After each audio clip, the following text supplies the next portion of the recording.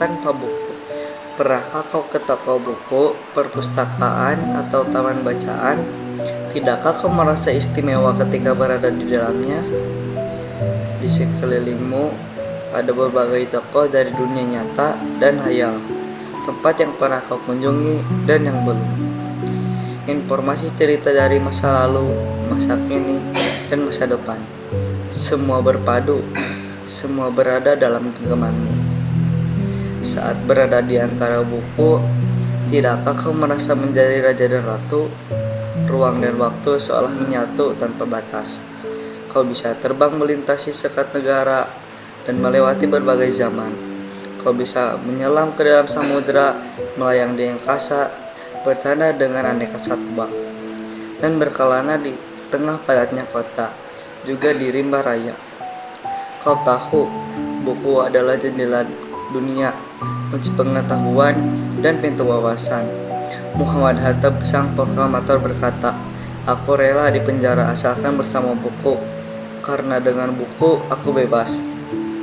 Melalui buku, manusia terbebas dari ketidaktahuan. Tempat-tempat yang dipenuhi buku adalah harapan kembangnya pengetahuan dan wawasan. Apa jadinya kita jika kota tanpa buku? Pantaskah dia disebut kota? Di kota itu mungkin kabar datang dari sumber lain, dari koran, televisi, atau internet. Mungkin informasi dan cerita datang dari cerita nenek moyang, bagai dongeng-dongeng sebelum tidur. Irama warganya pun tidak berbeda. Bangun pagi, bertebaran di muka bumi untuk berbagai keperluan, untuk kembali pulang siang atau sore harinya. Setelah itu mereka berangkat tidur dan memulai lagi hari selanjutnya. Semua serupa di kota itu.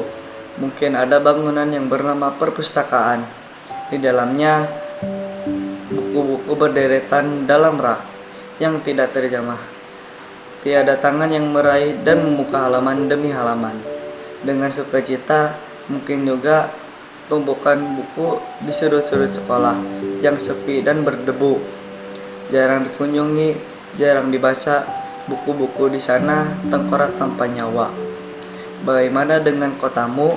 Mungkin kau tinggal di tengah kota yang megah, atau di gang sempit, di desa terpencil, di sisi pesisir, atau di kaki gunung. Adakah perpustakaan, taman bacaan, atau toko buku di dekat rumahmu?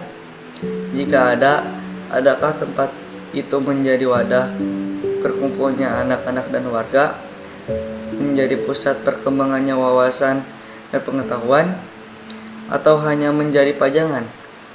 Maukah kau menjadi orang yang menghidupkannya? Kau bisa mengunjunginya dan mengajak teman-teman membaca dan berbagi cerita di sana. Jadikan tempat itu sumber kegembiraan dan pengetahuan.